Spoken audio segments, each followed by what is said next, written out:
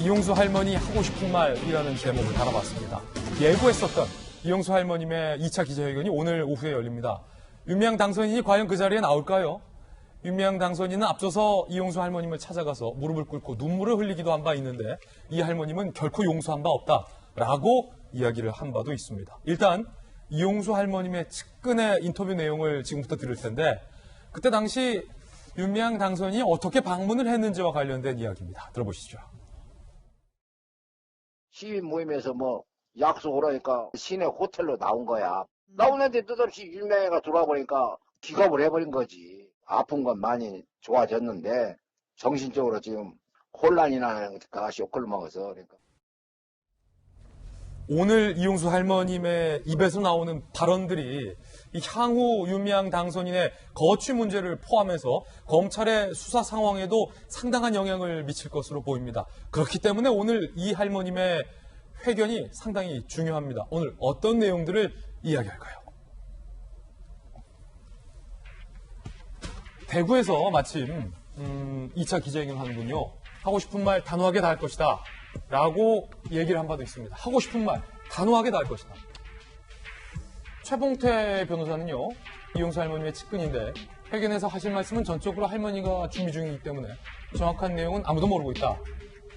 참석 여부, 윤미향 당선인 참석 여부도 현재는 불투명하다 라는 상황인데요. 변환봉 변호사님, 어떤 말씀을 하실지도 궁금하고 윤미향 당선인이 과연 대구에서 열리는 오늘 이용수 할머님의 기자회견에 참석을 할지 여부에 대해서도 어떻게 생각하세요?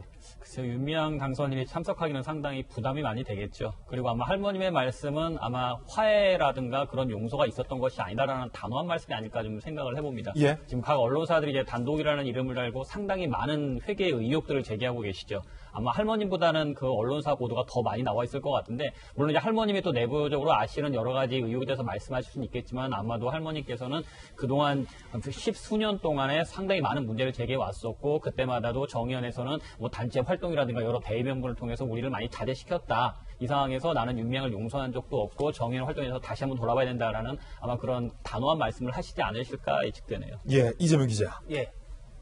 단호하게 말하겠다. 지금까지 이야기하지 않았던 무언가에 대한 새로운 언급도 있을 수 있겠군요.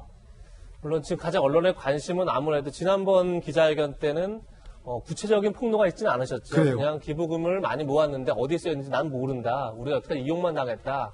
이런 얘기를 하셨는데 과연 좀 더 구체적인 어떤 윤미향 당선자와 정의연 활동에 대해서 폭로가 있을지 이것도 관심인데, 저는 기본적으로 오늘 이용수 할머니 기자회견의 주요 내용은 아마도 지난번에 얘기했던 수요 집회가 어떤 모금을 하는 활동으로 전락했다. 그래서 거기에 오는 청소년들에게 어떤 증오심만 심어주고 있다. 좀 더 바른 역사 교육이 필요하다. 이런 이 할머니의 뜻이 좀 더 오늘 분명히 드러나지 않을까. 그래서 수요 집회가 앞으로 어떻게 발전적으로 다시 방향을 바꿔야 되는지, 그리고 정의연이든 이런 이제 위안부 피해 할머니들을 위한 활동들이 어떤 전개돼야 되는지 이런 큰 틀의 얘기를 먼저 좀 하시지 않을까 이런 생각이 들고요. 물론 이제 추가 폭로가 지난번에도 이제 윤미향 당선자에게 나오라고 했던 이유가 배신한 자와 배신 당한 사람이 같은 자리에서 얘기를 해야 사람들이 보다 분명하게 알게 된다. 이런 게 이제 이용수 할머니의 얘기였기 때문에 보다 아마 윤미향 당선자와 정의연의 활동에 대해서도 좀 더 뭔가 분명한 얘기가 있지 않을까 이런 생각이 듭니다. 그렇군요.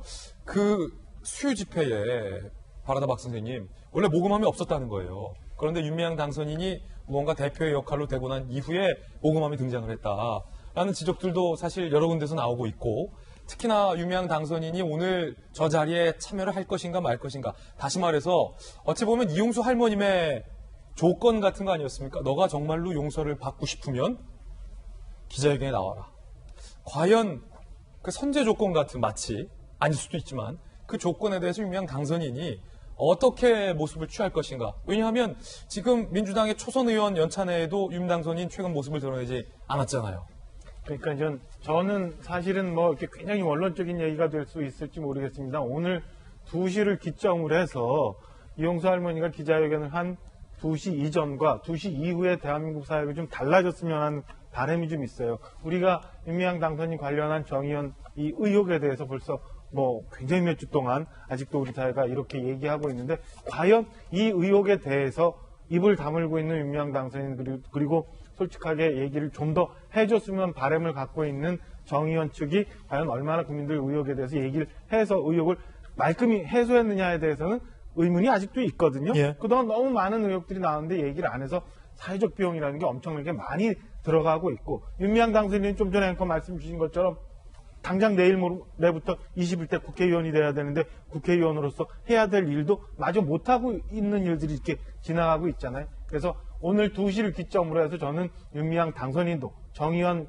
관계자들도, 그리고 민주당도 모든 것이 제자리로 돌아가서 국민들이 이제 또 다른 얘기를 가지고 우리가 논의할 수 있는 이런 시점이 왔으면 하는 바람이 하나 있습니다. 아까 말씀하신 것처럼 이용수 할머니가 수요 집회에 대해서 문제를 처음 제기했던 거는 모금함이 나와서 아이들이 거기에 부모님들로도 받았던 차비, 음식값 같은 거 모으는 걸 보면서 이렇게 가서는 안 된다라는 말씀을 했었던 거 아니에요? 이게 오늘 당장 있었던 게 아니라 2008년에 돌아가신 신미자 할머니 같은 경우는 2004년부터 정 의원이, 정대협이 앵벌이 노릇하고 있다고 얘기를 했고, 그 다음에 그 정 의원 활동에 미국 활동을 계속 도와줬던 미국에 있는 번역 활동하시는 사회 운동자들 10년 전부터 예. 10년 전부터 이용수 할머니가 미국 갈 때마다 윤미향 당선인이 저렇게 하면 안 된다, 정 의원 저렇게 하면 안 된다라고 얘기를 했었다는 거예요. 그러니까 이 건에 대해서는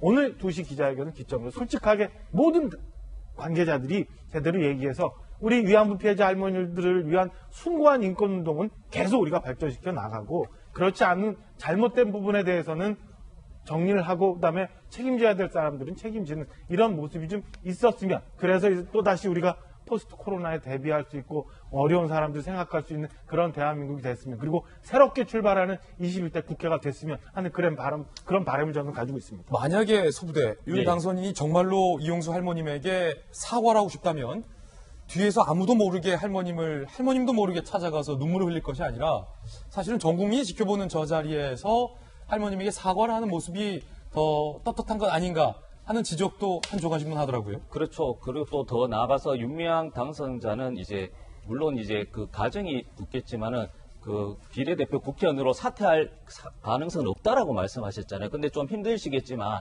가정을 좀 해서 횡령이나 상황이 조금이나 불미스러운 게 있으면은 사퇴하겠다라고 하고 나서 한다면은 진정성이 더 있는 것이고요.